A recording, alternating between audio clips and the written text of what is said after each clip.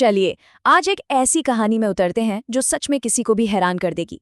एक तरफ है एक जाना माना यूट्यूबर और दूसरी तरफ एक ऐसा गहरा राज जो सबके होश उड़ाने के लिए काफी है। ये सवाल बस एक सवाल नहीं है, ये हकीकत है एक ऐसे इंसान की जिसने दो अलग अलग जिंदगियां जी। एक वो जो दुनिया के सामने थी और दूसरी वो जो कानून की नजरों से छिप रही थी। तो सबसे पहले बात करते हैं उसकी उस पहचान की जिसे सब लोग जानते थे, सलीम वास्तविक। एक ऐसा नाम जो ऑनलाइन दुनिया में काफी चर्चित था। तो इन्होंने किया क्या? इन्होंने धार्मिक मान्यताओं पर खुलेआम सवाल उठाने शुरू कर दिए और बस इंटरनेट पर तो जैसे एक तहलका सा मच गया। जाहिर है इस वजह से इनके लाखों फॉलोअर्स तो बने, पर साथ ही साथ इन्हें जान से मारने की धमकियां भी मिलने लगीं।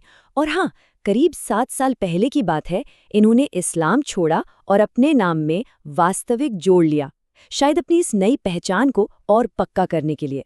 और फिर एक दिन इनकी ऑनलाइन दुनिया और असली दुनिया की भयानक टक्कर हुई।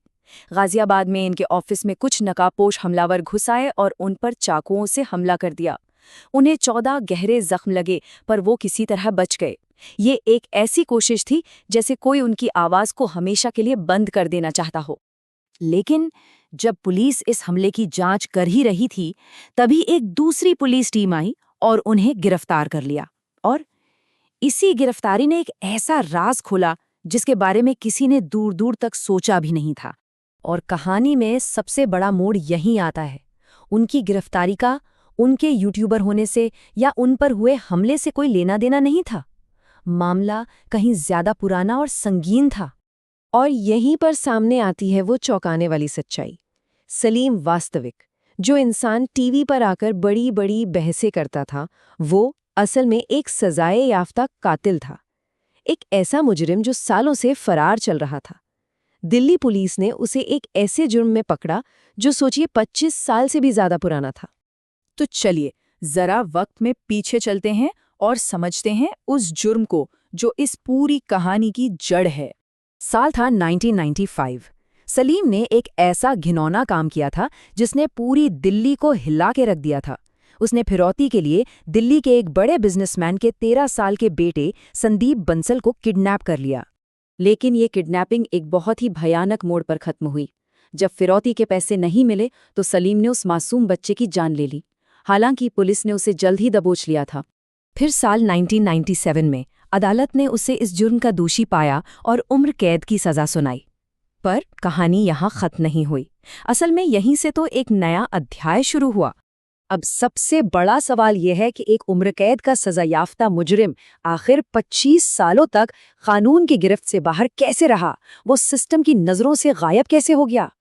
देखिए, 1995 में जुर्म किया, 1997 में सजा हुई और फिर साल 2000 में वो जमानत पर बाहर आया और गायब हो गया। पूरे 25 साल वो कानून की पकड़ से बाहर रहा और फिर एक बिल्कुल नई पहचान के साथ सबके सामने आ गया। जरा सोचिए, एक चौथाई सदी तक वो दो जिंदगियां जी रहा था।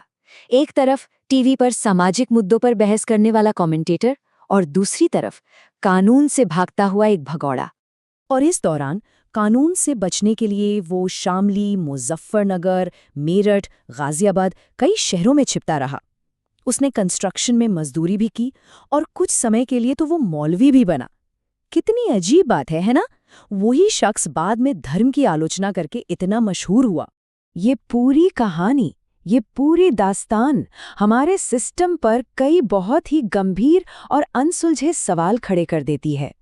सबसे बड़ा और सीधा सवाल तो यही उठता है कि आखिर एक सजायाफ्ता कातिल पूरे 25 साल तक सबके सामने खुलेआम कैसे घूमता रहा और किसी को कानो कान खबर तक नहीं हुई?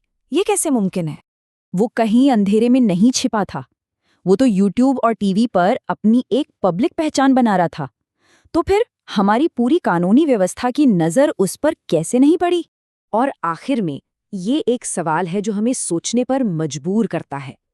क्या ये सिर्फ सिस्टम की एक बड़ी लापरवाही थी या फिर इसके पीछे कुछ और भी है? ये मामला हमें ये सोचने पर मजबूर करता है कि ना जाने और कितने राज हमारी नज़रों के ठीक सामने छिपे हुए हैं।